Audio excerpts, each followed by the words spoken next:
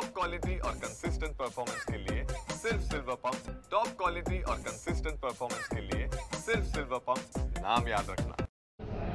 सिने अभिनेता सागर करंडे यांची 61 लाखाची फसवणूक झाल्याप्रकरणी सायबर क्राईममध्ये गुन्हा दाखल करण्यात आलेला आहे।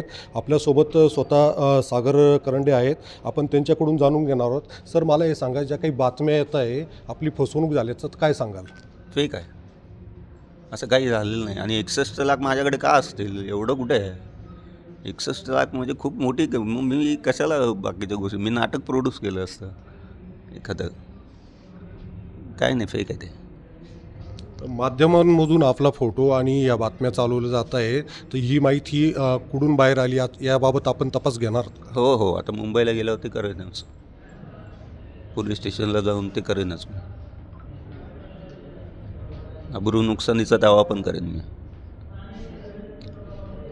पण याच्यामुळे कुठंतरी जे काही आपले चाहते तर हे दुखवल्या गेलं आहे असं आपल्याला वाटतं का? नाही, असं घडलंच नाही तर दुखवले का जाते?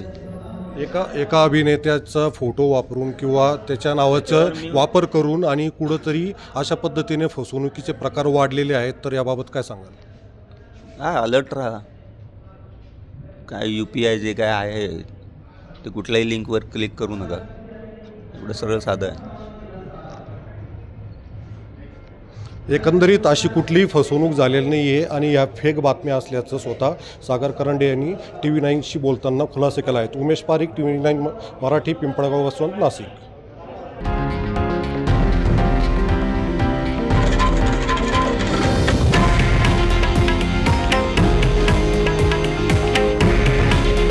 हे आहे देशातील नंबर 1 न्यूज नेटवर्क आणि आपण पाहत आहात TV9 मराठी।